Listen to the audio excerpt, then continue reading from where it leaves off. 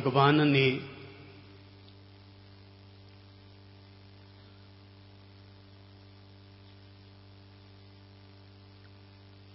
Art of talking के गुर देते हुए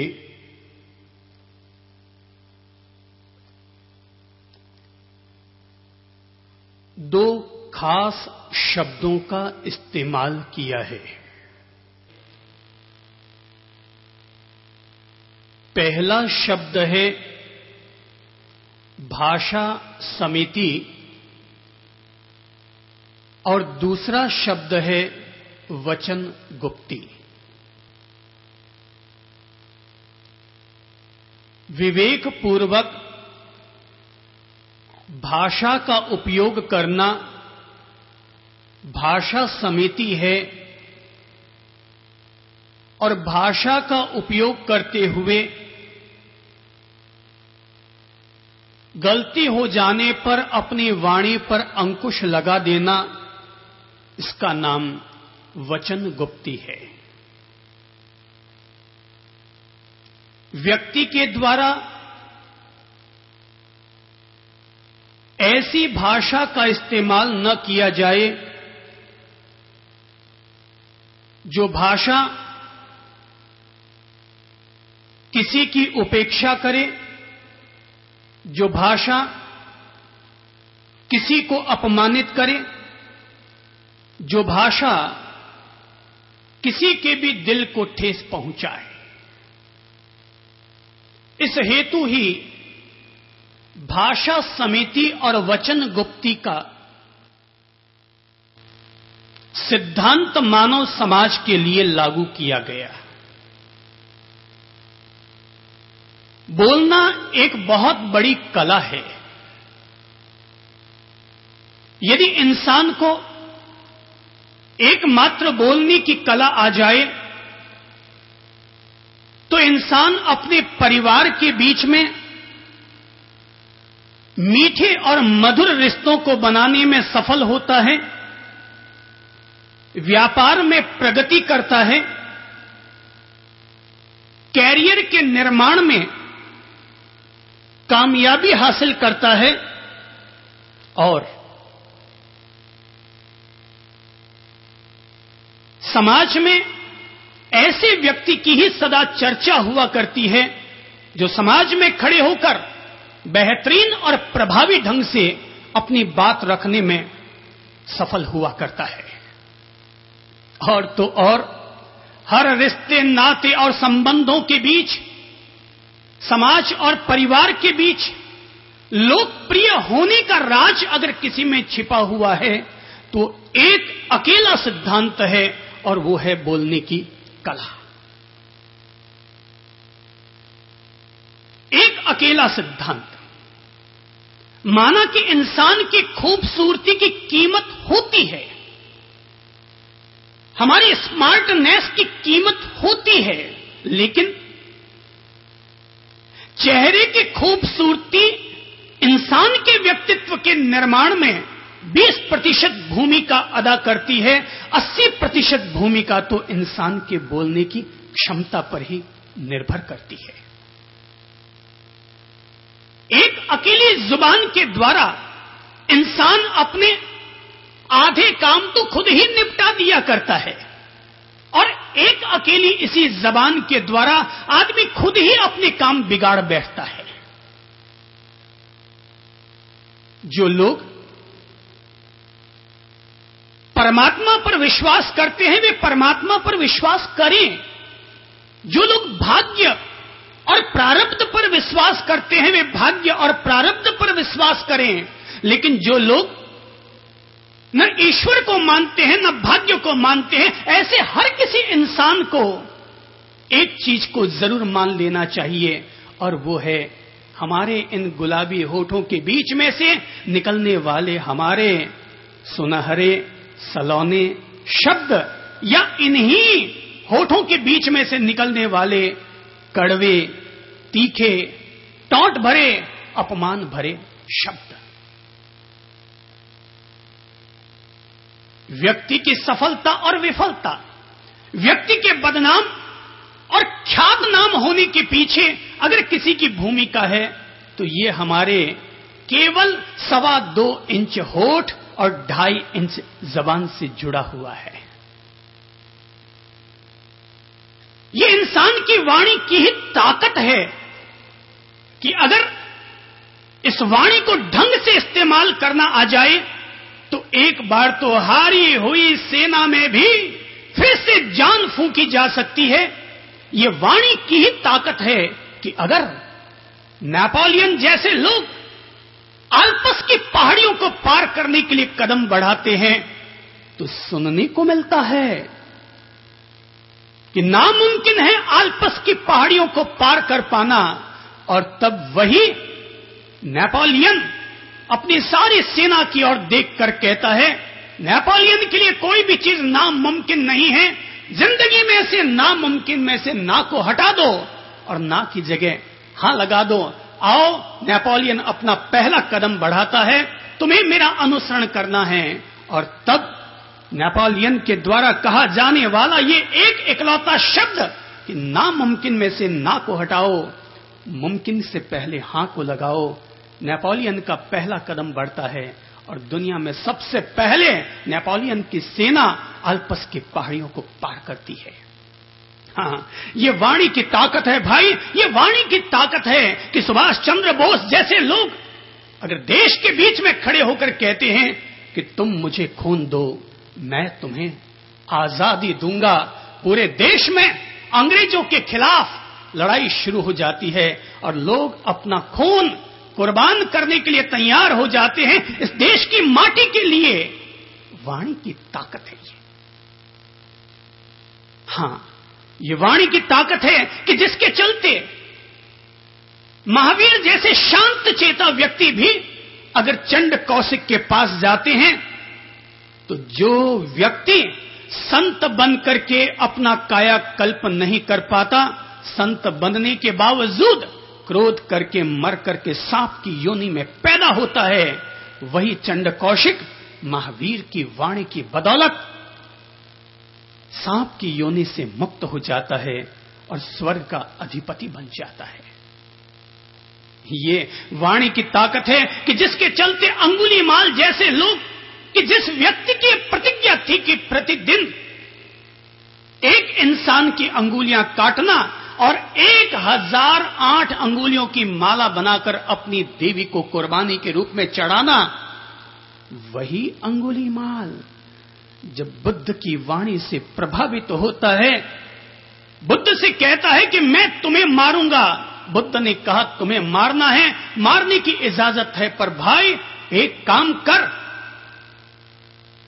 क्या जो तू बुद्ध को मारना चाहता है, क्या तुम किसी पेड़ की डाल को भी काट सकता है?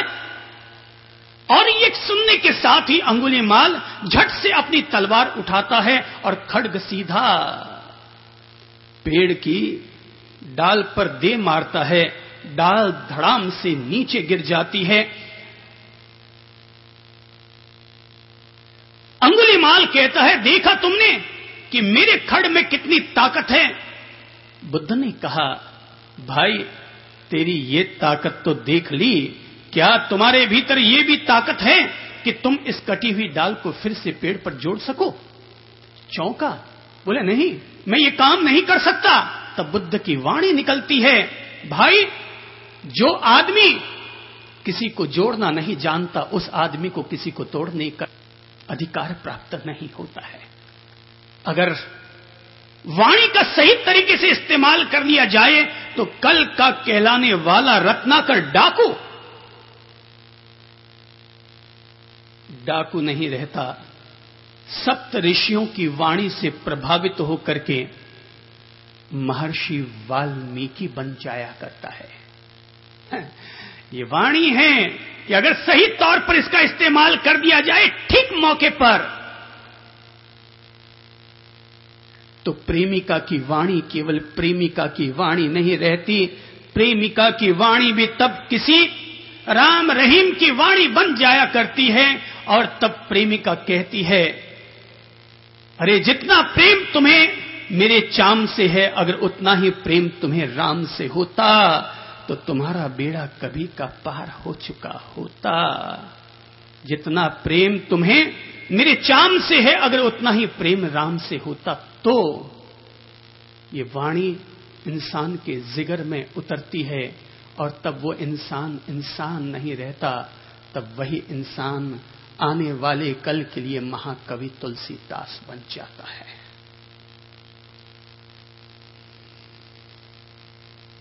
अगर किसी इंसान को अपनी वाणी का सही ढंग से इस्तेमाल करना आ जाए तो वाणी से बढ़कर के इंसान के लिए न कोई हथियार है, न कोई उपहार है, न कोई फूलों का गुलदस्ता है। और अगर वाणी का सही ढंग से इस्तेमाल करना न आए तो वाणी से बढ़कर कोई तलवार नहीं, कोई हथियार नहीं, कोई कटार नहीं। एक वाणी निकलती है तो महाभारत खड़ा हो जाता है। कोई यह न समझे कि महाभारत की लड़ाई किसी द्रौपदी के चीरहरण के कारण हुई।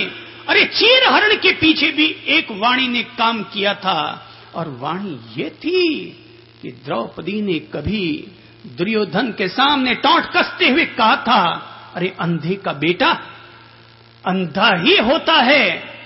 याद रखो भाई, ये इंसान आपके द्वारा 1000 नुकसान पहुंचा दिया जाए लेकिन फिर भी माफ कर देता है, लेकिन वाणी के घाव अगर जिगर को छलनी कर दे तो ये इंसान हर रिश्तों को भी दरकिनार कर देता है और अपनी सगी भाभी को भरी सभा के बीच में नग्न करने के लिए अपने हाथों को आगे बढ़ा बैठता है। जो वाणी इंसान के लिए इतनी महत्वपूर्ण हुआ करती है, इंसान अपनी वाणी को संवारने और सजाने के लिए प्रयत्न क्यों नहीं करता? हर आदमी सुबह से लेकर रात तक कोई चेहरे को सजाता है, कोई नीविया पॉन्ड्स रगड़ता रहता है, कोई डव साबुन दिन में 2 दफा। हर महिला के पर्स में पेपर सोप रहता ही है और दिन में 5 दफा जैसे ही बाथरूम नजर आया, हाथ धोने का वेसन नजर आया और झट से रगड़ा और मुंह चकाचक किया। हर आदमी अपने चेहरे को खूबसूरत बनाने के लिए दिन में 5 दफा प्रयत्न करता है।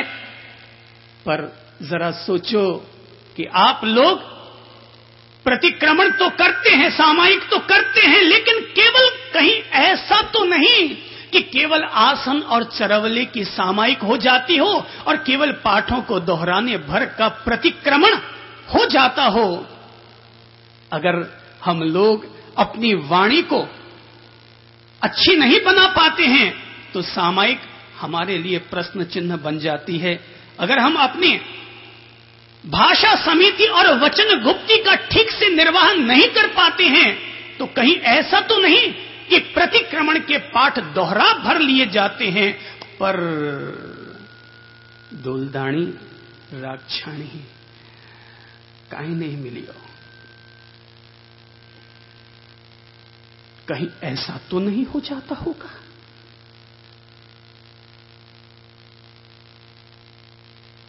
कभी महान दार्शनिक कन्फ्यूशियस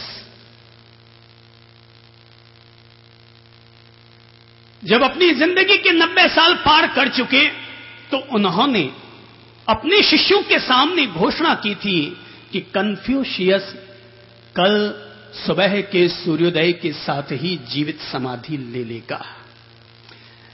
रात को कन्फ्यूशियस के शिष्य कन्फ्यूशियस के पास आए और कहने लगे कि आप कल सुबह जीवित समाधि लेंगे, क्या आप जाने से पहले हम लोगों के लिए कोई अंतिम पैगाम देना पसंद करेंगे?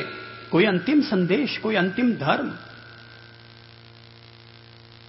कन्फ्यूशियस ने कहा, अंतिम पैगाम अगर तुम चाहते हो तो कल सुबह समाधि से पहले दूंगा।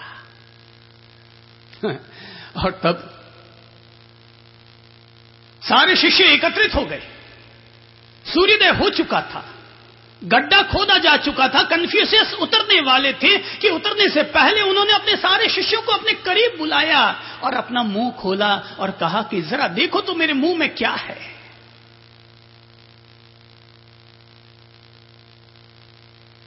कन्फ्यूशियस ने अपना मुंह खोल दिया। शिष्यों ने कहा कि भगवान अंदर तो जीभ है। बोले क्यों भाई, अंदर कुछ और नहीं है क्या, दांत वांत नहीं है? बोले नहीं सर, दांत नहीं है, केवल जीभ है। कन्फ्यूशियस ने कहा जरा एक बात बताओ कि दांत क्यों नहीं है? शिष्यों ने कहा भगवान दांत कड़क होते हैं इसलिए जल्दी गिर जाया करते हैं, और जीभ नरम होती है इसलिए आखिरी क्षण तक इंसान का साथ देती है। कन्फ्यूशियस ने कहा मैं जाते जाते अपने सारे शिष्यों को एक ही पैगाम देकर जाता हूं कि जो इंसान कड़क होता है वो जल्दी गिरता है, जो नरम होता है वो हमेशा बरकरार रहता है। जो इंसान कड़क होता है वो आदमी जल्दी गिरता है, और जो इंसान नरम होता है वो जीवन के अंतिम क्षण तक अपनी बाजी को जीतता रहता है। जो कड़क होता है वो गिरता है। कड़क भाषा, कड़क इंसान, कड़क काया, कड़क जुबान हमेशा जल्दी गिर जाया करते हैं। इंसान के पास दांत बत्ती से जीभ एक है।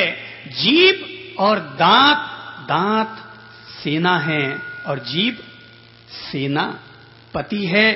जीभ का अगर ठीक से इस्तेमाल करते रहे तो ये सेना आपकी मदद करती रहेगी, पर अगर सेनापति ने अगर थोड़ा सा भी कोई गलत काम कर दिया तो ये सेना धरी की धरी रह जाएगी।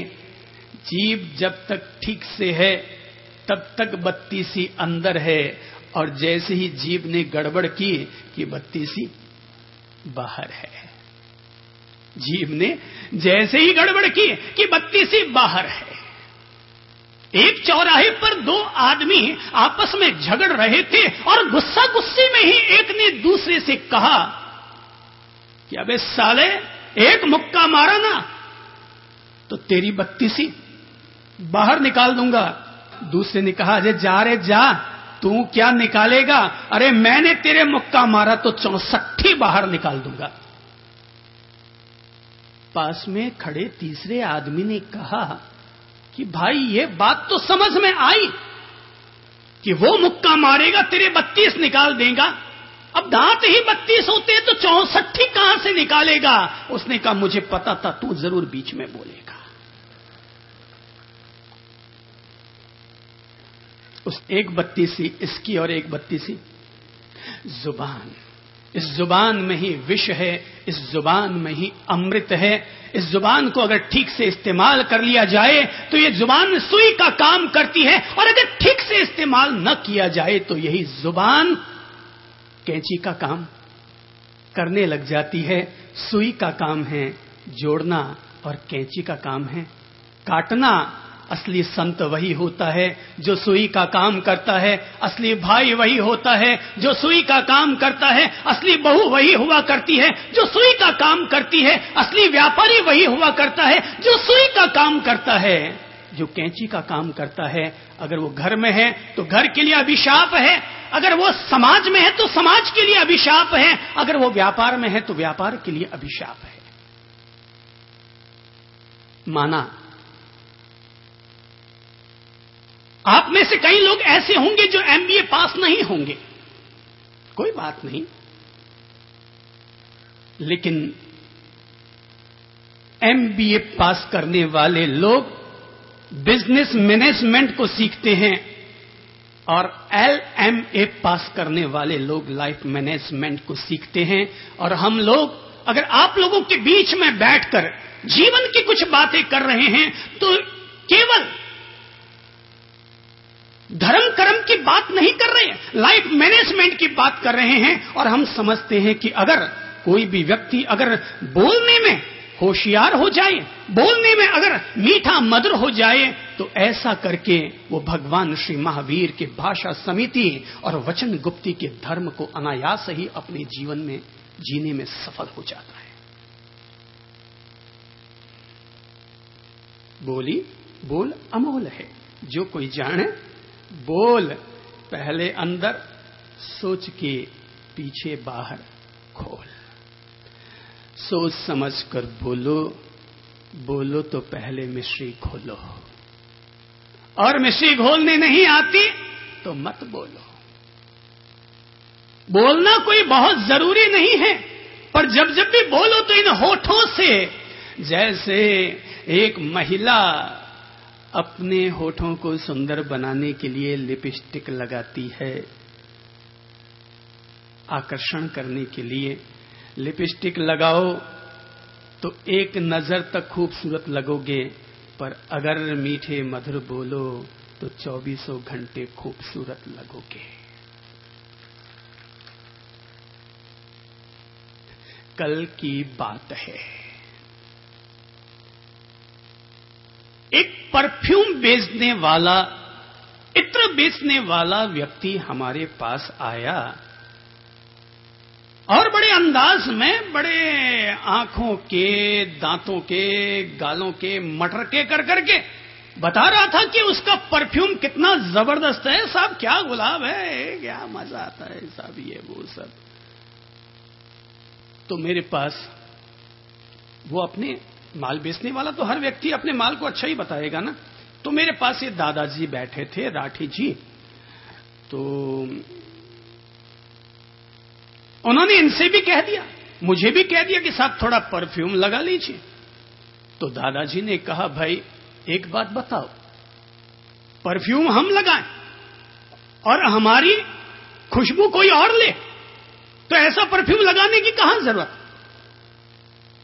और तुम गुरुजी से कहते हो कि परफ्यूम लगाओ, अरे तुम्हारा परफ्यूम तो अभी घंटे 2 घंटे में उड़ जाएगा, लेकिन गुरुजी यहां आकर के जो परफ्यूम लगा के जा रहे हैं, अरे पिछली बार आए थे तो ऐसा परफ्यूम लगाया कि 3 साल तक भी लोग भूल नहीं पाए, और इस बार जो परफ्यूम लगाकर जाएंगे वो आने वाले 10 साल तक भी लोग नहीं भूल पाएंगे। बताओ मैं तुम्हारा परफ्यूम लगाऊं या गुरुजी का परफ्यूम लगाऊं?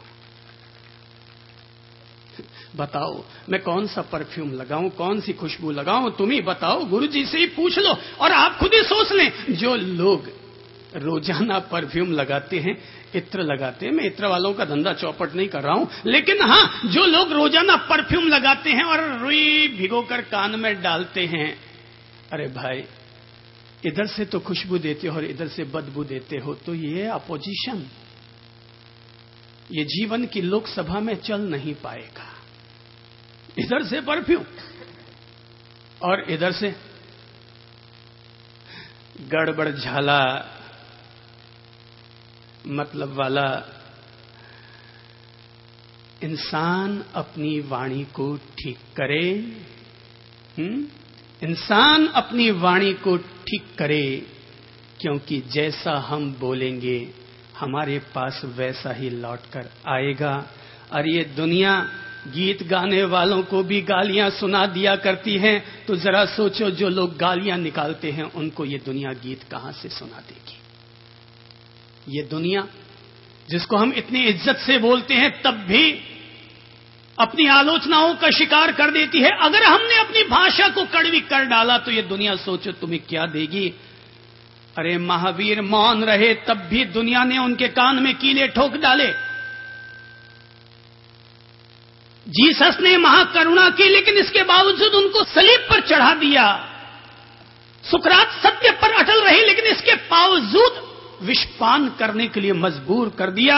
और मंसूर एकमात्र प्रभु का दीवाना बना रहा, लेकिन फिर भी उसके हाथ पैर काट दिए गए।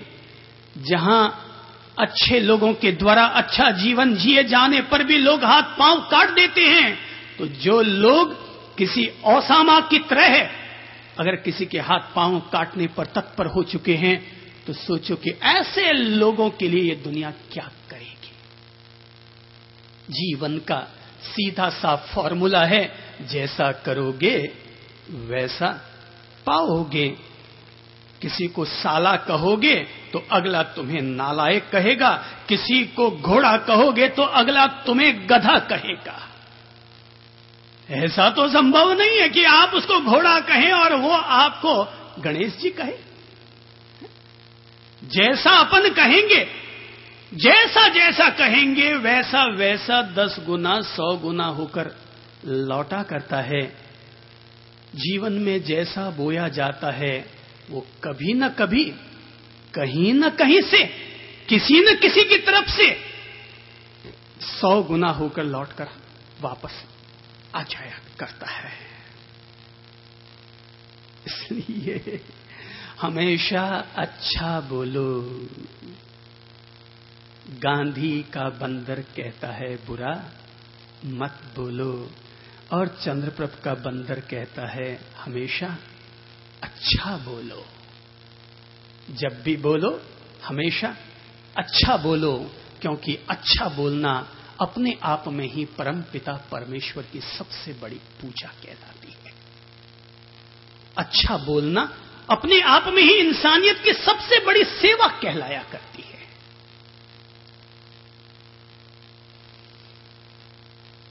मेरी एक बहुत अच्छी चर्चित मनोवैज्ञानिक कहानी है, और कहानी का सार यह है कि एक मां ने अपने बेटे को डांट लगा दी। बेटा मां से इतना नाराज हो गया कि घर को छोड़ करके जंगल की तरफ भाग गया। उसका गुस्सा तब भी शांत न हुआ। वो जंगल में गया और वहां से वो चिल्लाने लगा, I hate you, I hate you. Mom, मैं तुमसे नफरत करता हूं, नफरत करता हूं, नफरत करता हूं। जैसे ही बच्चे ने चिल्लाकर कहा आई हेट यू, कि जंगल गूंजा। उसने 3 बार कहा, जंगल ने 9 बार दोहराया। बच्चा घबराया। लगता है जंगल में रहने वाले बच्चे मुझसे नफरत करते हैं। मैंने कहा था मैं तुझसे नफरत करता हूं। तो जंगल से रहने वाले बच्चों ने वापस आवाज लौटाई। जंगल में रहने वाले बच्चों ने वापस आवाज लौटाई, I hate you, I hate you, I hate you. बच्चा घबराया, और नन्हा बच्चा जब भी घबराता है तो वापस कहां जाता है? वही मां के आंचल में दौड़ा दौड़ा घर आया। मां से लिपटकर रोने लगा। मां ने कहा, बेटा हुआ क्या? बेटे ने कहा, मां, मैंने जंगल में जाकर कहा आई हेट यू, तो जंगल वापस मुझसे कहने लगा, और जंगल में रहने वाले बच्चे मुझसे कहने लगे I hate you, I hate you, I hate you. मां ने बच्चे की पीठ थपथपाई और कहा, अच्छा बेटा, एक काम करो, तुम वापस जंगल जाओ और जंगल में जाकर इस बार कहो आई लव यू। इस बार जाओ और जोर से वहां जाकर के कहो आई लव यू। वो बच्चा गया जंगल में और वहां जाकर के वो कहने लगा I love you, I love you, I love you. और जंगल वापस गूंजने लगा, वापस प्रतिध्वनि होने लगी, और जंगल के बच्चे कहने लगे I love you, I love you, I love you, I love you. खुश हो गया। अरे नहीं, बच्चे जंगल के मुझसे नफरत नहीं करते हैं। जंगल के बच्चे मुझसे प्रेम करते हैं, मोहब्बत करते हैं। खुश होकर लौट आया अपने घर पर, मां के गले लग पड़ा। मां ने कहा, बेटा क्या हुआ? बोले, बस मॉम, अब कोई दिक्कत नहीं है, जंगल के बच्चे मुझसे प्यार करने लग गए हैं। मॉम ने कहा, बेटा, जीवन का ये पाठ आज पढ़ लेना कि जीवन और कुछ नहीं, केवल एक अनुगूंज है। जैसा तुम बोलोगे, ये जंगल, ये दुनिया तुम्हें वापस वैसा ही लौटाएगी। अगर तुम कहोगे आई हेट यू, तो दुनिया कहेगी आई हेट यू, और अगर कहोगे आई लव यू, तो ये दुनिया कहेगी आई लव यू। प्रेम के बदले में प्रेम लौट कर आता है, और नफरत के बदले में नफरत लौट कर आती है। अच्छा बोलो ताकि अच्छी चीज लौट कर आ सके। जैसा बोलोगे वैसा व्यवहार करोगे, जैसा व्यवहार करोगे वैसा व्यक्तित्व बनेगा, जैसा व्यक्तित्व होगा वैसा चरित्र कहलाएगा। एक अच्छे चरित्र के निर्माण के लिए अच्छा व्यवहार करना सीखो, और अच्छा व्यवहार करना सीखने के लिए पहले वाणी को अच्छा बनाओ। जरा देखिए तो बहनें, आपके हाथ में क्या है? क्या है? सोने की चूड़ियां। आपके हाथों की शोभा हो रही है सोने की चूड़ियों से। भाई साहब जी, जरा अपने गले को देखिए, क्या लटकी हुई अंदर? सोने की चैन। हाथों की शोभा सोने के कंगन से है, गले की शोभा सोने की चैन से है। मेरे जैसे शख्स के पास तो ना हाथों में चूड़ियां हैं और न गले में सोने की चैन है, तो फिर जीवन का पाठ मेरे लिए क्या होगा? तब जीवन का पाठ ये होगा, किसी के लिए हाथों की शोभा सोने की चूड़ियां बने, किसी के लिए सोने की चैन बने, पर तुम्हारी शोभा तो तुम्हारी मीठी जुबान बने। तुम्हारी शोभा तो तुम्हारी मीठी जबान बने। इंसान के हाथ में सोने के कंगन और सोने की चूड़ियां नहीं। इंसान के हाथों में अगर कोई अमृत होना चाहिए तो इंसान के हाथों में दान का अमृत रहना चाहिए। इंसान के दिल में दया का अमृत रहना चाहिए और इंसान की जुबान में मिठास का अमृत रहना चाहिए। ये तीन अमृत जिस इंसान के पास है, वो इंसान अपने आप में ही एक चलता फिरता मंदिर है। वो इंसान खुद ही एक चलता फिरता धर्म का प्रतीक है। अपनी जुबान को ठीक करे। हालांकि सबके अपने अपने बोलने के तौर तरीके होते हैं। कोई बोलता है तो कड़वा बहुत बोलता है, कोई बोलता है तो टौंट कसते हुए बोलता है, कोई बोलता है तो एकड़ी छांटते हुए बोलता है, कोई बोलता है तो घमंड और दंभ से बोलता है, कोई बोलता है तो अगले का पानी उतारता हुआ ही बोलता है। सबके अपने अपने तौर तरीके होते हैं। तो ये तो इंसान पर है कि इंसान अपनी वाणी का उपयोग कैसे करे। अगर कुदरत ने इंसान के हाथों में माचिस की तीली दी है, अगर दिया सलाई दी है, तो ये इंसान पर निर्भर करता है कि इंसान उस दिया सलाई से गरीबों के घरों में आग लगाता है या गरीबों के घरों में रहने वाले अंधेरों को दूर करता है। ये तो इंसान के इस विवेक पर निर्भर करता है। इंसान के हाथ में अगर लाठी है तो उस लाठी से वो किसी बूढ़े का सहारा बनता है या किसी बूढ़े आदमी की पीठ पर प्रहार करता है। ये इंसान पर निर्भर करता है। ये इंसान पर निर्भर करता है कि इंसान अपनी वाणी से किसी को सम्मान दे या किसी को अपमान दे। ये इंसान की समझदारी पर निर्भर करता है। अब गुरुजी तो रोज रोज आने से रहे, क्लास टीचर तो रोज रोज आने से रहे, माँ बाप तो रोज आने से रहे समझाने के लिए कि बेटा ऐसा मत बोला कर। अब गाली देना कि गीत गाना, अब ये तुम पर निर्भर करता है। गाली देना या गीत गाना ये तुम पर निर्भर करता है। वाणी वाणी है, अ से अरिहंत भी होता है और अ से अश्लील भी होता है। ग से गधा भी होता है, ग से गणेश भी होता है, स से सत्य भी होता है और स से सत्यानाश भी होता है। भ से भारत भी होता है और भ से भ्रष्टाचार भी होता है, क से कंस भी होता है और क से कृष्ण भी होता है, र से राम भी होता है और र से रावण भी होता है। ये तो इंसान की बुद्धि पर निर्भर करता है कि वो किस अक्षर का किस रूप में इस्तेमाल करता है। बोलने की कला इसलिए सीखने की जरूरत है क्योंकि इंसान के सामने 7 स्टेप है, ऊपर चढ़ने के भी और नीचे गिरने के भी। मैंने पहले ही कह दिया, जुबान को अगर ठीक से इस्तेमाल किया तो ये जुबान आपको लोकप्रिय बना देगी, और अगर इसका ठीक से इस्तेमाल न किया तो लोग हो सकता है आपके सामने न बोले, लेकिन आपके जाने के बाद माथा खवाएगी यार, चुप ही नहीं हुए, दिन भर बौमो करते रहे। यानी कि बोलो तो ऐसा बोलो कि जैसे बगीचे में फूल खिलते हों, बोलो तो ऐसे बोलो कि जैसे किसी को शरबत पिलाते हों, बोलो तो ऐसे बोलो कि अगले के जिगर तक उतर जाओ, बोलो तो ऐसे मत बोलो जो किसी के दिल को जला डालो, बोलो तो ऐसे मत बोलो जो रिश्तों को काट बैठे, बोलो तो ऐसे मत बोलो कि जो कि ग्राहक को दोबारा आपकी दुकान पर न लौटाए, बोलो तो ऐसे बोलो कि अगर आपकी दुकान पर माल न मिले ना, तब भी अगले दिन फिर वो पूछने के लिए आए, भाई साहब चीनी है क्या? क्योंकि आपने कल जो जवाब दिया था वो जवाब इतना मीठा मधुर था कि उसको दूसरी दुकान पर जाने की बजाय 12 घंटे का धीरज रख लेने के लिए प्रेरित कर डाला, और वो फिर से आपकी दुकान पर चीनी खरीदने के लिए आ गया।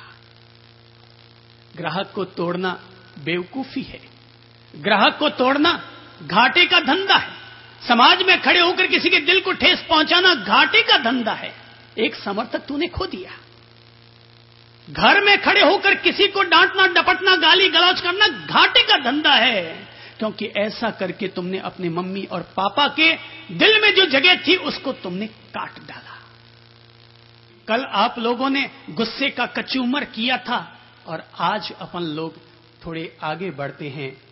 7 स्टेप नीचे ढुलकने के, 7 स्टेप ऊपर चढ़ने के। गिरने के स्टेप कौन कौन से? जब बोलते हैं तो पहले फिसलन जहां है ना, जहां पर काई जमी हुई है वहां थोड़ा सावधान कर दो। पहले जहां काई जमी हुई है, फिसलन है, क्योंकि अगर आप ऊपर चढ़ गए और नीचे वाले फिसलन के पगथियों को ध्यान न रखा तो आगे बढ़ा हुआ आदमी कभी भी नीचे लुढ़क सकता है। रिश्तों को बनाने में 20 साल लगते हैं, पर रिश्तों को तोड़ने में केवल 2 मिनट लगा करते हैं। रिश्तों को बनाने में 20 साल लगते हैं, पर तोड़ने में केवल 2 मिनट, 2 अल्फाज, 2 शब्द, और गए 20 साल। 20 साल की मेहनत पर पानी लग गया। अब सोचिए हमें कितना संभल कर बोलना पड़ता होगा।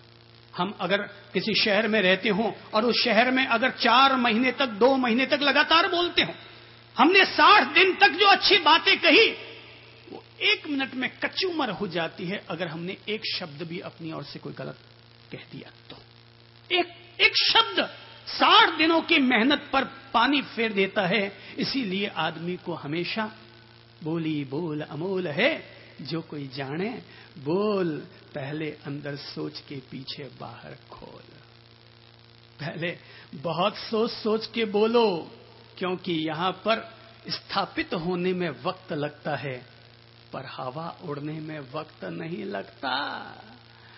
ट्रक में हवा भरनी हो, साइकिल में हवा भरनी हो तो वक्त लगता है, पर बस्ट होना हो, पंचर होना हो तो वक्त नहीं लगता। कहीं से कोई भी एक कील, एक कांटा गाड़ी को अटका सकता है। एक कांटा, और दुनिया में ऐसे कांटे भरे पड़े हैं। सावधान सावधान, दुनिया में ऐसे कांटे भरे पड़े हैं जो कभी भी आपको पंचर कर सकते हैं। इसलिए मूल्य अगले का नहीं है, मूल्य केवल हमारा अपना है। अगले के प्रेजेंटेशन का मूल्य नहीं है, मूल्य हमारे प्रेजेंटेशन का है। अगला क्या बोलता है वो अगला जाने, हम क्या बोलते हैं वो हम जाने। स्टेप, पहला स्टेप, जब भी बोले जो नहीं बोलना है वो पहले बोल देता हूं, और फिर जो बोलना है वो बाद में बोल देता हूं। जिनसे बचना है तो किनसे बचना है? पहली बात, कड़वे वचनों से बचो। कड़वे वचन न बोलें, क्योंकि पांव में चुभा हुआ कांटा तो निकाला जा सकता है, पर दिल में चुभा हुआ कड़वा वचन नहीं निकाला जा सकता। इसलिए पहला मंत्र, पहला स्टेप जो नीचे हमें फिसला कर ले जाएगा वो पहला है, कड़वे वचन मत बोलो। दूसरा, जब भी बोलो तो ध्यान रखो, कभी भी टॉन्ट की भाषा मत बोलो। अपन राजस्थानी में एक शब्द कहते हैं, चूटिया बोड़ना है, चूटिया बोड़ना। तो एक तो चूटिया अपन साथड़ पर, जांग पर बोड़ते हैं। मैं जब छोटा था ना तो 5वीं में पढ़ता था। मैंने 4 क्लासें नहीं पढ़ी है, 1 से 4 क्लास तक नहीं पढ़ा। सीधा मेरे बापूजी ने 5वीं क्लास में ही मुझे दाखिला दिलवा दिया। वो हमारे बापूजी समझते थे कि जिन छोरों को उन्होंने पैदा किया है वो पहले से जन्म से ही महागुरु हैं। तो उन्होंने सीधा हमें 5वीं में दाखिला दिला दिया। और 5वीं में भाई 4वीं तक पढ़े नहीं, सीधा 5वीं का ज्ञान आएगा कहां से? तो जो मास्टर जी थे ना उनको मारजा कहा जाता था, क्योंकि वो मार मार के पढ़ाते थे, इसलिए उनको मारजा कहा जाता था। तो स्कूल में अगर 400 छोरे किस किस को मार मार के पढ़ाए, तो गुरुजी के पास कुछ खटके थे, और उनमें से पहला खटका था, और वो है चूंटिया। पहला खटका था चूंटिया। भाई टॉन्ट की भाषा जो है ना वो भी चूंटियों की तरह है। अगर आप चूंटियों को चूंटियों की चक्की बना ले तब तो बात अलग है, और अगर केवल ये चूंटियां ही बोलते रहे तो टोंट की भाषा कब तक बर्दाश्त होगी। भले ही आप सासू मां हैं, माता के समान हैं, आपने किसी बहन को पति दिया होगा, लेकिन टोंट की भाषा कोई भी बहू आखिर कब तक इस्तेमाल करती रहेगी। और भले ही आप बहू हैं और वो सासू मां हैं, आपका लाड़ करती है, आपको अपना बेटा सुपुर्द किया है, लेकिन कब तक वो आपकी टेढ़ी भाषा को सुनती रहेगी। टोंट की भाषा को छोड़ें, क्योंकि टोंट की भाषा चूंटियों की भाषा हुआ करती है। फितरत को नापसंद थी, फितरत को नापसंद थी कड़वी जुबान में, फितरत को नापसंद थी कड़वी जुबान में, कुदरत ने ना दी इसीलिए हड्डी जुबान में।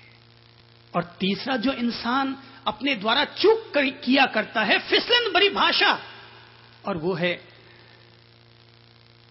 कई लोग ऐसे होते हैं जो बोलते हैं ना तो अगले की मजाक उड़ाते हुए बोलते हैं। तो अपन इसी से ही ये फॉर्मूला तैयार करते हैं, और फॉर्मूला ये, कभी भी किसी की मजाक मत उड़ाओ। काणे को काणा मत कहो भाई, क्योंकि इससे दिल को ठेस पहुंचती है। बहरे को बहरा मत कहो, क्योंकि इससे दिल को ठेस पहुंचती है। अमूमन भाषा होती है आदमी की। एक बार कहता है अरे रामू, वापस जवाब नहीं आता तो फिर अगला में क्या सुनने को मिलता है, अरे बहरा है क्या। सीधी सी जुबान हमारी निकल जाती है, अरे बहरा है क्या। भाई वो बहरा नहीं है, उसका ध्यान कहीं और है। वो बहरा नहीं है, उसका ध्यान कहीं और है। और किसी को भी बहरा कहना गलत बात है।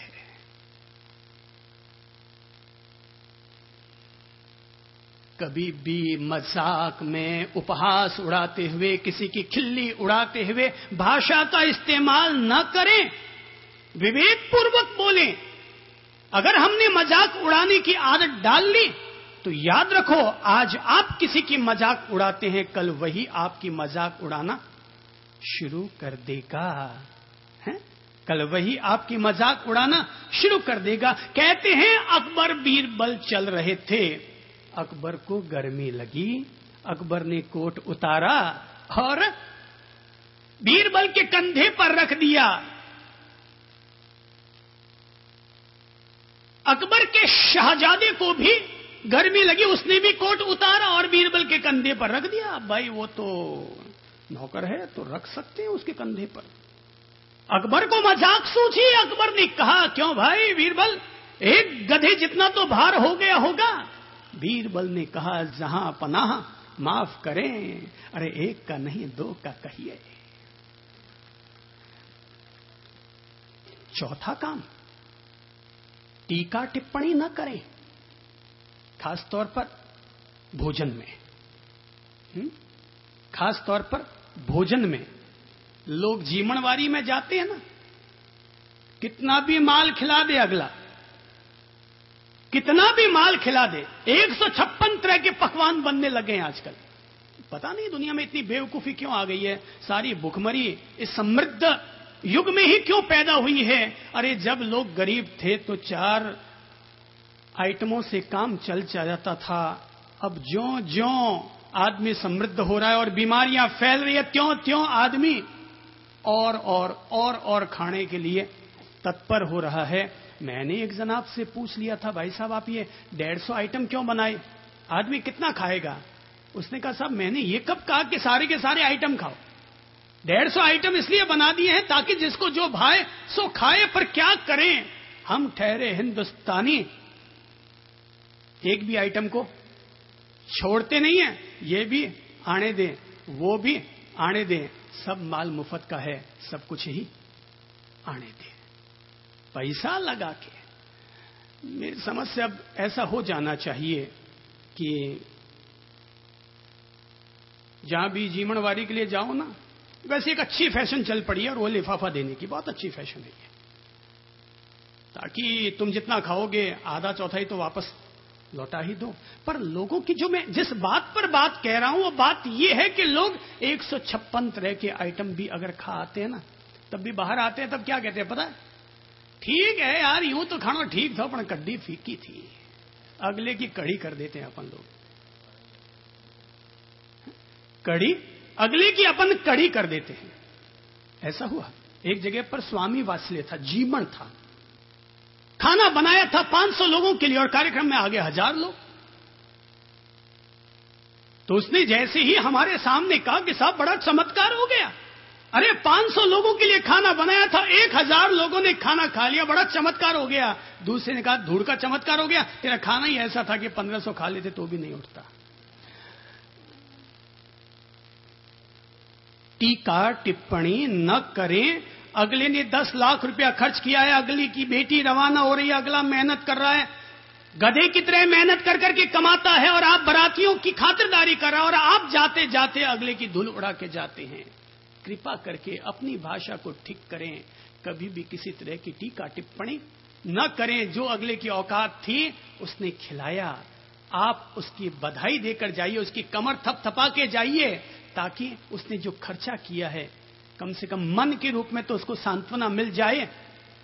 मुझे तो क्या है कि समाज को देख देख कर समझ मिल गई, तो समाज को देख देख कर समझ मिल गई। मुझे मालूम है कि यार कितना भी खिला दो, ये लास्ट में जाते हुए कड़ी को फीकी का बता के ही जाने वाले हैं, तो इसलिए सबसे बढ़िया इनको केवल कड़ी ही खिलाओ,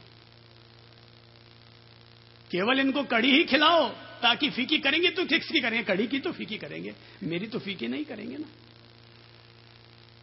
टीका टिप्पणी नहीं, भोजन करने बैठो, सामने थाली लगा दी है, आपकी माता जी ने, बहन जी ने या धर्मपत्नी जी ने, जो भी हैं आपके घर में, उन्होंने आपके लिए थाली लगा दी है, मान ले लो। खाना खाने से पहले मान ले लो, अगर ज्यादा बोलने की आदत हो तो, और नहीं तो जरूरत नहीं है। थाली आ गई, मान ले लो, हाथ जोड़ा, श्री प्रभु शरणम। जो प्रभु ने आज दिया उसका आनंद लेंगे, और जो भोजन आ गया उसको प्रेम से ग्रहण कर लीजिए, उस पर टीका टिप्पणी मत कीजिए। सब्जी खारी, दही फीको, ये टीका टिप्पणियां मत कीजिए। आपकी घरवाली ने बहुत मेहनत करके, बहुत प्यार से, बहुत भावना से आपके लिए खाना बनाया है। अब ठीक है, खाना बनाते हैं भाई, तो सेविंग करते हुए अपना भी ब्लेड गलत चल सकता है, तो खाना बनाते हुए उनका चमचा गलत क्यों नहीं चल सकता है? सेविंग करते समय अपना ब्लेड थोड़ा आगे पीछे चल सकता है, तो मसाला डालते वक्त उनका हाथ आगे पीछे क्यों नहीं हो सकता? हो सकता है भूल गई हो और नमक डबल पड़ गया हो।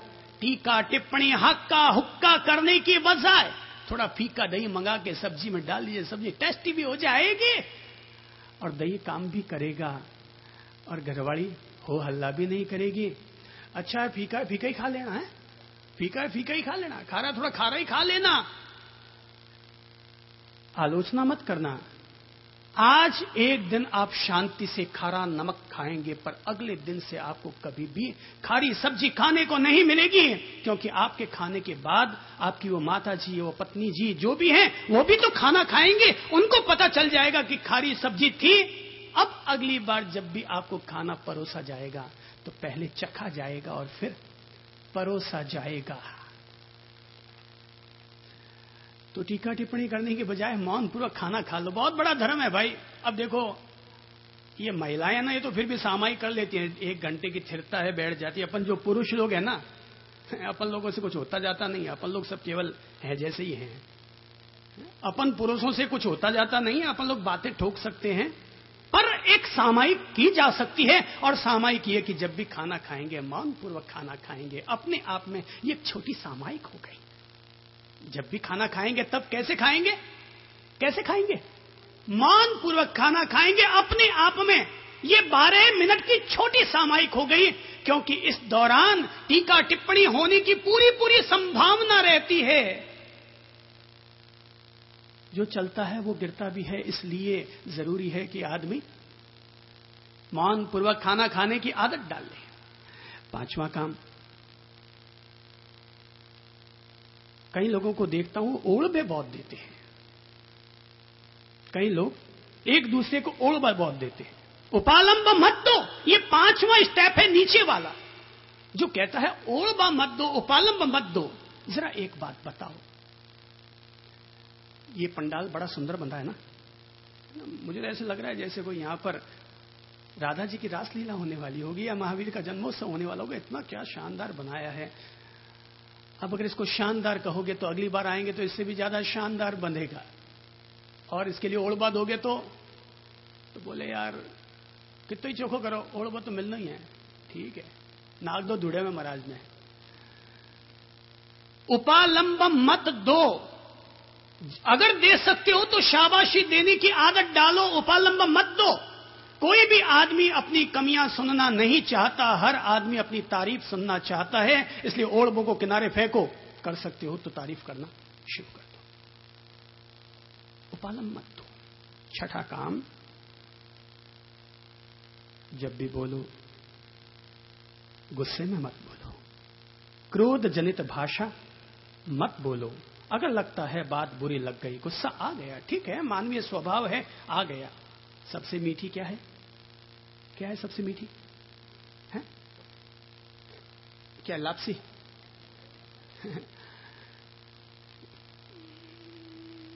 क्या है सबसे मीठी? सबसे मीठी चुप। जब भी लगे गुस्सा आ जाए, सबसे 10 मिनट के लिए शांत, 10 मिनट के लिए कहीं चले जाओ, इधर उधर हो जाओ, लेकिन क्रोध जनित भाषा मत बोलो। क्रोध में बोली गई भाषा हमेशा हिंसा का निमित्त बनती है। क्रोध में बोली गई भाषा हमेशा भाषा समिति का अतिक्रमण करवाती है। क्रोध में बोली गई भाषा हमेशा वचनगुप्ती की हत्या करती है। इसलिए गुस्सा आना स्वाभाविक है, पर गुस्सा आ जाए तो 10 मिनट के लिए मौन धारण कर लो, सबसे मीठी चुप। कभी भी क्रोध जनित भाषा मत बोलो। और अंतिम 7वां स्टेप जिससे हमें बचना है वो ये है, कई लोगों को सुनता हूं, बड़े अच्छे अच्छे घरों में पैदा हुए हैं, मगर जब भी बोलते हैं गालियां निकालते हुए बोलते हैं, थारे बाप ने है, थारी मां ने है।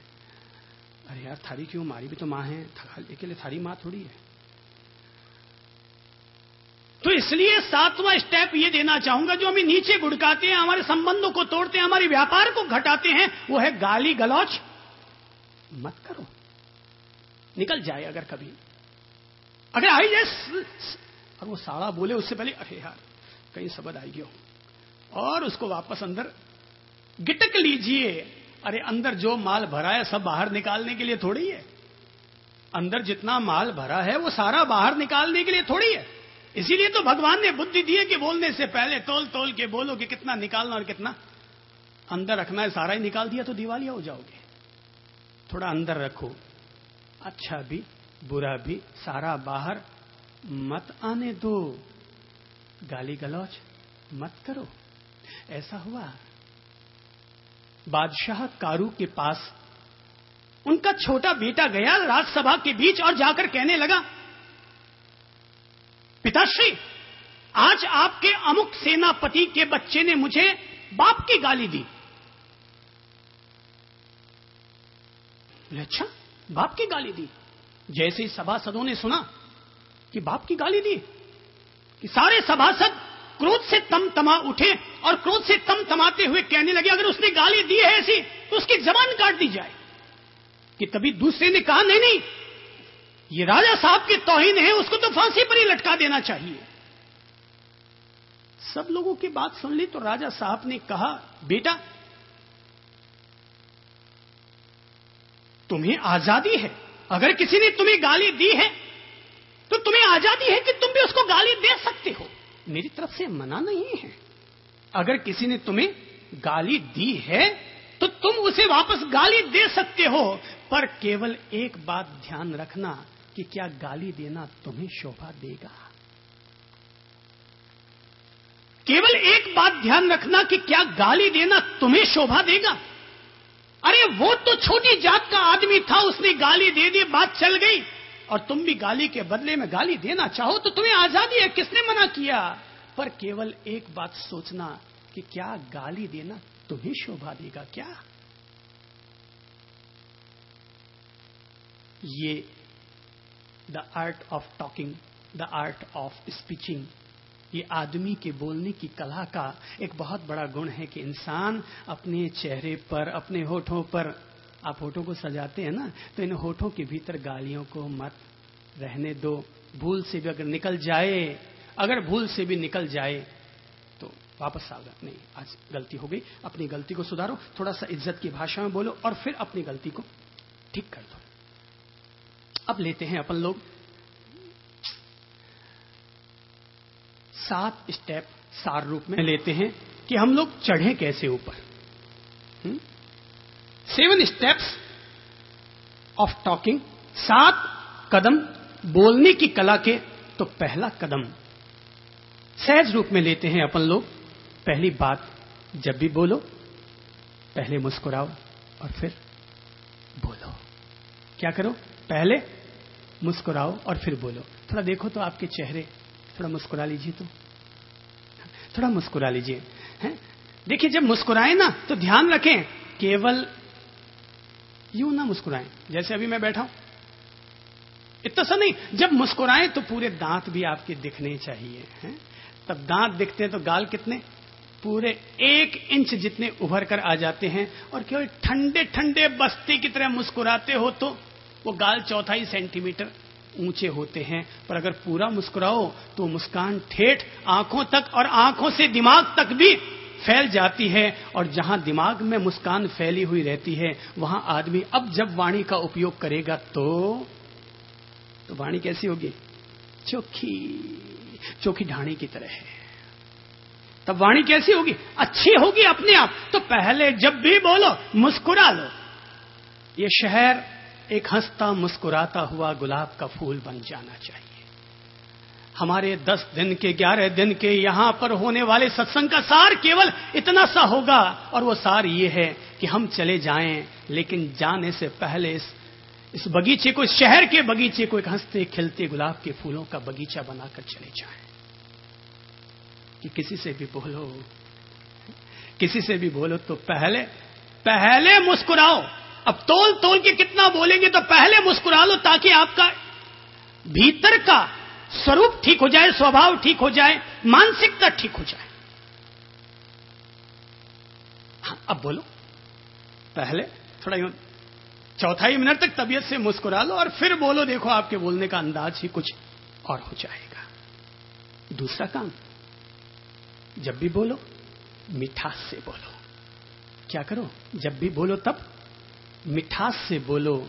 याद रखो भाई, जो हाथी तलवार से वश में नहीं आया करता है, वही हाथी मीठी पुचकार से वश में आ जाया करता है। जो कुत्ता डंडे से वश में नहीं आता, वही कुत्ता, और इस मीठी पुचकार से वो कुत्ता हमारे कंट्रोल में आ जाया करता है। अरे, जो बहू आपकी 10 गाड़ियों से काबू में नहीं आती है, वही बहू आपकी मीठी पुचकार से आपके कंट्रोल में हो जाया करती है। मिठास दीजिए और मिठास लीजिए। बहू अगर आपको सुबह सुबह चाय लाकर देना तो अकेले ही गुटकने के लिए मत बैठ जाइए। 1/2, 2/4 छोटी छोटी बातों में बट गया संसार। नहीं बटा है, नहीं बटेगा मम्मी डैडी का प्यार। अकेले मत गुटक जाइए, कप ले। जो कप लेके आया है, बेटा है तो बेटा, बहू है तो बहू, जो भी लेके आया है। क्योंकि दुनिया ने इसलिए 2 चीजें इजाद की है, ऊपर कप नीचे प्लेट। ऊपर कप नीचे प्लेट। तो कप को आधा खाली कर लो प्लेट में, प्लेट तुम ले लो और कप उसे पकड़ा दो। मिठास दीजिए और मिठास लीजिए। मिठास देकर के मिठास लीजिए। अब जब अगली बार 2 कप आएंगे, 1 कप नहीं आएगा, तब कितने कप आएंगे? 2 कप आएंगे। क्योंकि सबको पता है ये अकेले नहीं खाते पीते, ये जब भी खाते हैं तो हमेशा बांट करके खाया पिया करते हैं। भाई रोटी 2 हो घर में और भाई 4 हो, तब भी मिल बांट के खाना सीखो। खाने वाले 4 हैं और रोटी 2 है, तब भी मिल बांट के खाना सीखिए। मिठास दीजिए और मिठास लीजिए। मिठास दीजिए और मिठास लीजिए। मीठो मीठो बोल थारो कहीं लागे, हैं? मीठो मीठो मीठो मीठो मीठो बोल। मीठो है रसगुल्ला गोल। रसगुल्ला खा खा के कितना खाओगे, खिला खिला के कितना खिलाओगे? तो मिठास से बोलिए। तीसरा काम, जब भी बोले स्वयं की और अगले की गरिमा का ध्यान रखकर बोले। अर्थात जब भी बोले इज्जत से बोले। जब भी बोले तब कैसे बोले? इज्जत से बोले, सामने वाले की गरिमा और खुद की गरिमा को ध्यान रखते हुए बोले। हर किसी आदमी को गाली देने के लिए गाली नहीं हुआ करती है। आप तो मन में आए जैसे बोल गए और आपको पता नहीं, अरे आपने किस आदमी के सामने क्या कहा है, अरे वो आपके दादाजी के समान है और आपने उनको 4 गालियां सुना दी। याद रखो भाई, दादा को दी गई गाली दादा को गाली नहीं है, उस भगवान को दी गई गाली है जो दादा के रूप में हमारे घर में आया हुआ है। जो दादा के रूप में हमारे घर में आया हुआ है। इसलिए भूल करके भी ऐसी भाषा मत बोलो जो सामने वाले की गरिमा को आघात पहुंचाए। अरे और तो और, अगर अपने नौकर को अगर डांट भी लगानी हो तब भी मैं कहूंगा कि हमेशा इज्जत से डांट लगाओ।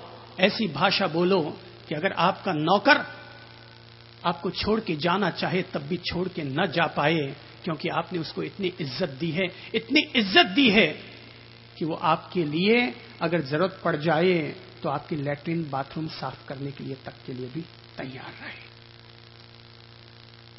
बोलो, इज्जत से बोलो, डांटो पर इज्जत से डांटो।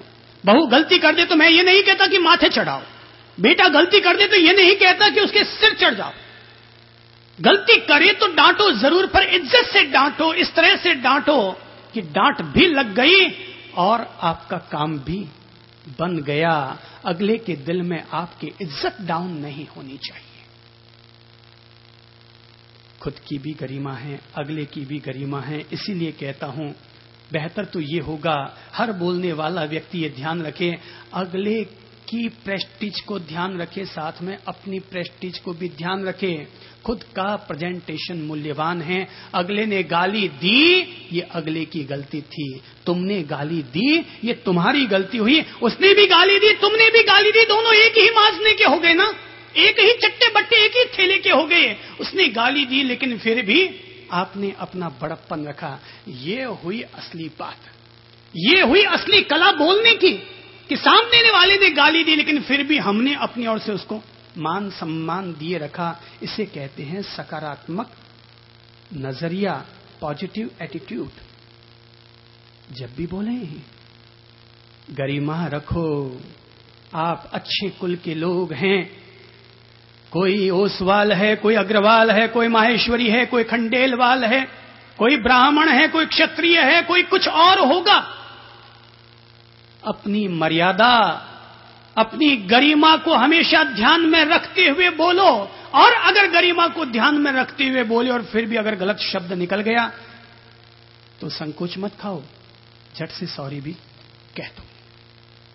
झट से क्या कर दो? सॉरी भी कह दो। चौथा स्टेप, जब भी बोलो हमेशा कोमल विनम्र शब्दों का इस्तेमाल करो। जब भी बोलो हमेशा क्या करो? सॉफ्ट सॉफ्ट है। सॉफ्टी खाते हो ना? कभी सॉफ्टी खाई होगी ना? हनीमून मनाने गए थे उस दिन खाई थी ना, आधी आपने आधी उसने खाई होगी ना। झूठी झूठी या सच्ची सच्ची, जो भी आपने किया होगा, लेकिन सॉफ्टी खाई है। सॉफ्टी 2 मिनट तक अपना असर रखती है, लेकिन सॉफ्ट शब्द आपकी जबान को हमेशा हमेशा के लिए सॉफ्ट रखा करते हैं। इसलिए जब भी देखिए, अभी हम लोग जिस शहर से आपके शहर में आए हैं उस शहर का नाम है जोधपुर, और वहां की क्या है खासियत? क्या है? भाषा। आवे तो ही पधारो सा और जावे तो ही पधारो सा। हिंदी में अगर अपनी भाषा बोलते हैं तो जी बोलिए साथ में, हाँ जी, जी हाँ। और अगर आप राजस्थानी भाषा बोलते हैं, हाँ सा, हुक्म सा, औ सा, आजिज सा। जितना ज्यादा आप सा का, जी का उपयोग और इस्तेमाल करेंगे, आपकी भाषा का स्तर उतना ही ऊंचा होगा। इसलिए खूब इस्तेमाल कीजिए, दिन भर इस्तेमाल कीजिए खूब। सा सा सा सा। जो ही सासू जी बुलावे, बीननी हासा, आप इस्तेमाल करके देखिए। अरे केवल कोई आदमी 24 घंटे के लिए केवल 24 बार ही सही सा सा सा इस्तेमाल करके देख लें, अगर आपकी सासू की सांस आप में ना आ जाए तो मुझे कह देना। मुझे नहीं मालूम कि आपकी मम्मी जी ने आपको जब दूध पिलाया था तो केवल दूध पिलाया था या क्या किया था। मेरी मम्मी ने जब मुझे दूध पिलाया था ना, तो पता है क्या किया था?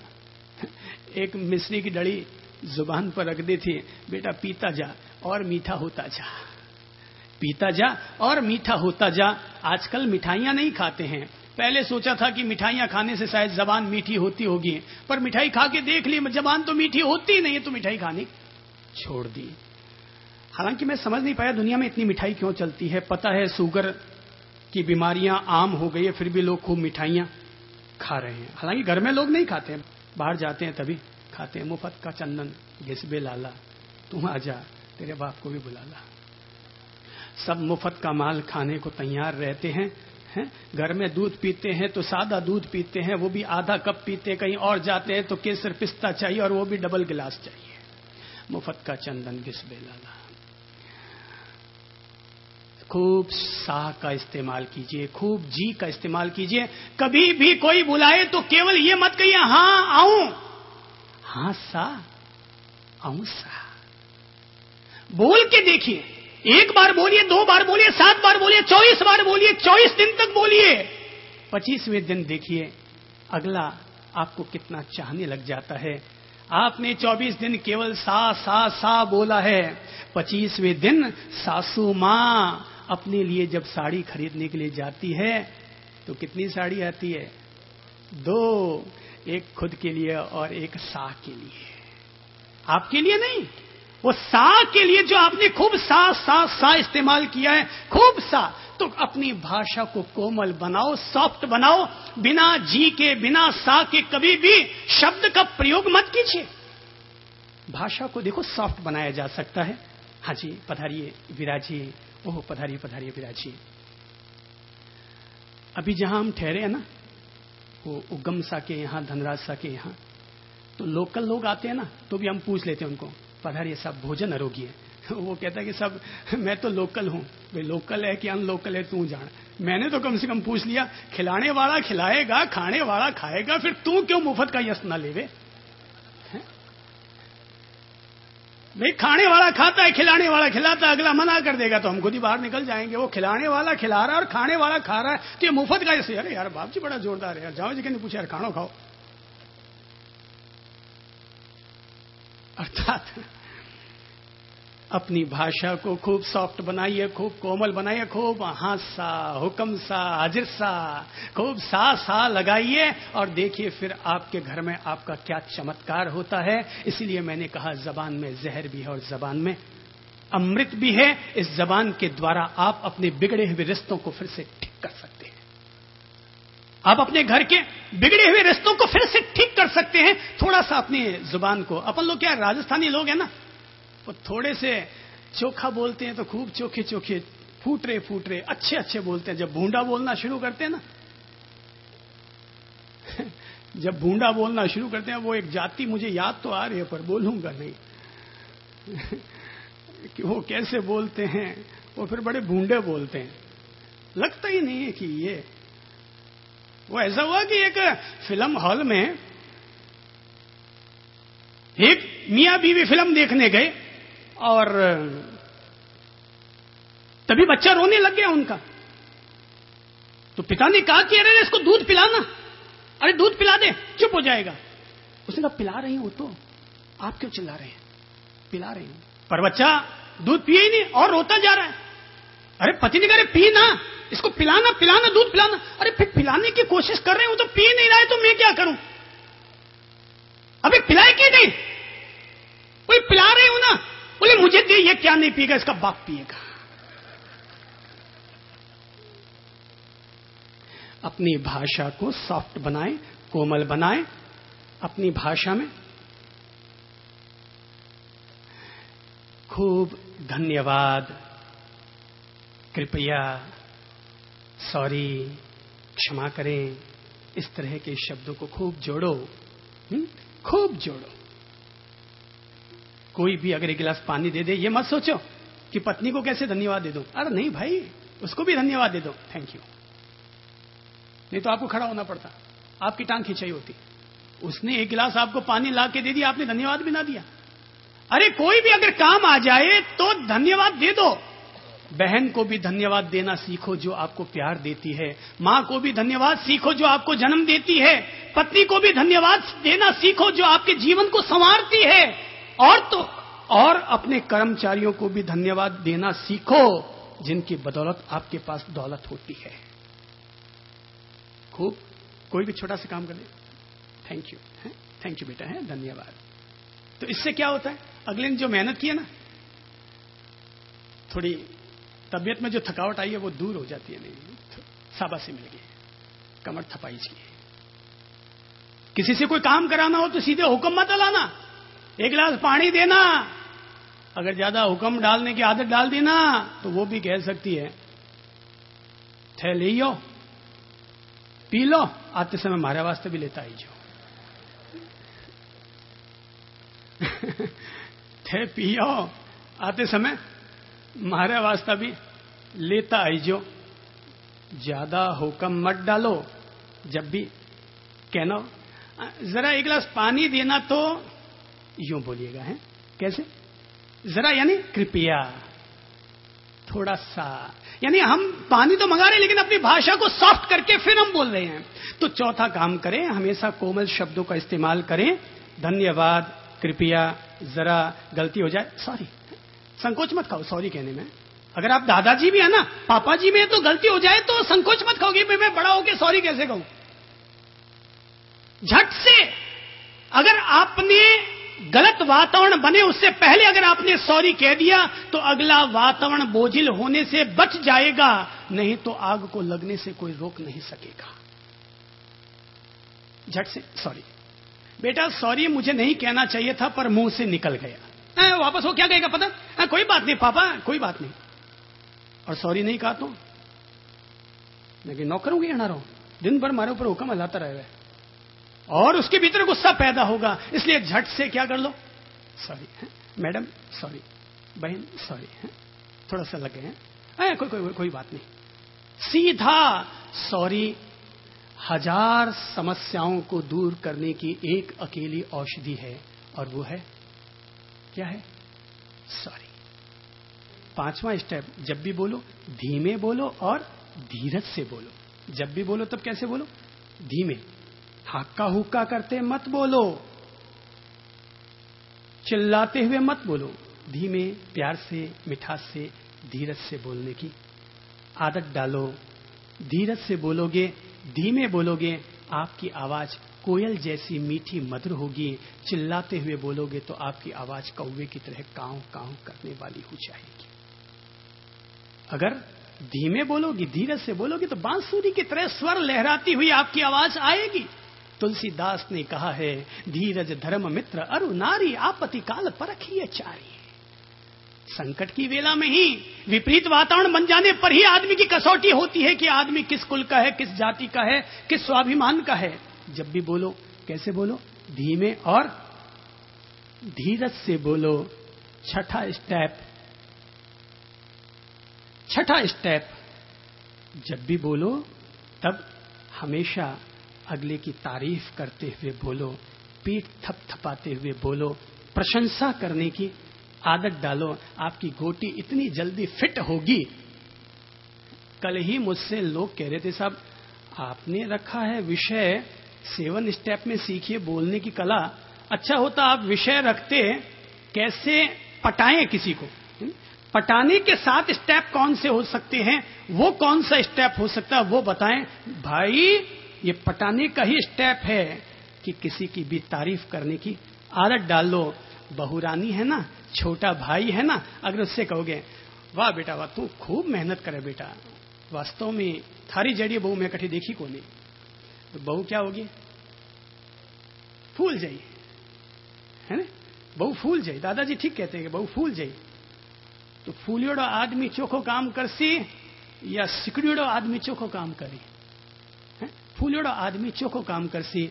तो ऐसी स्थिति में प्रशंसा, नहीं बहुत अच्छा है, तुम बहुत अच्छा बोलते हो, हाँ बेटा तुम बहुत अच्छा काम करते हो, तुमने ये जो रोकड़बाई लिखी है ना बहुत अच्छी लिखी है, हालांकि ये 2 गलतियां छोड़ दी, वापस ध्यान रखना ये गलतियां ना हो जाए।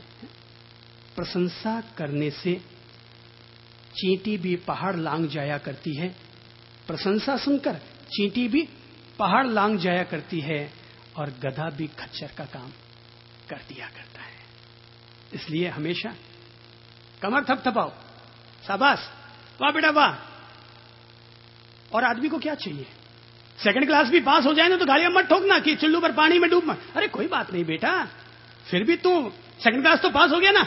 अरे तेरे से तो बहुत सारे बच्चे ऐसे जो अभी भी पीछे हैं, कहीं तो आगे बढ़ा। इस बार और पूरी मेहनत करना बेटा है, इस बार अपन पूरे बिल्कुल फर्स्ट क्लास आएंगे। बोले हाँ पापा बिल्कुल मेहनत करूंगा। प्रशंसा करने की आदत डालें। आज देखो जैसे अगर भारत विकास परिषद ने यहां पर आप लोगों के लिए इतना भव्य आयोजन किया है, तो सचमुच कितनी तारीफ का काम इन लोगों ने किया है, और कितना सुंदर आयोजन इन लोगों ने करवा डाला है। 11 दिन में कितनी जिंदगियां बदल जाएंगी, कितने घर रोशन हो जाएंगे, कितनी जुबानें ठीक हो जाएंगी, कितनी जुबानें ठीक हो जाएंगी। और अंतिम स्टेप के रूप में बात निवेदन करूंगा, और वो है जो शब्द बोलो, जो शब्द बोलो उसका खुद सम्मान करना सीखो। जो बोलो उसका खुद सम्मान करना सीखो। अगर आपने कह दिया शाम को 7 बजे पहुंचूंगा, अपनी बात का सम्मान खुद रखो। कोई और हमारी बात का सम्मान रखने के लिए नहीं आएगा। अगर आपने किसी को कह दिया कल आकर के जो बकाया राशि है वो ले जाना, अपनी बात का सम्मान खुद करना सीखो। तो अगर आपने कल सुबह का उसे टाइम दिया और उसको उसकी राशि लौटा दिए, तो वापस जब भी उसको ब्याज पर धन लगाने की जरूरत आएगी ना, तो सीधा आपके पास ही आएगा, क्योंकि वो आदमी अपनी बात का सनन रखता है, अपनी जुबान का पक्का आदमी है। भारत की तो, हिंदुस्तान की तो ये अमर कहानी है कि प्राण जाहि पर वचन न जाइए। प्राण चले जाएं पर अपने वचन को मत जाने दो। राजस्थानी में अपने कहावत है, बात राखनी भले ही मर जावणो, बात राखनी भले ही मर जावणो, मर जावणो चोखो पण बात ने जावण देवणो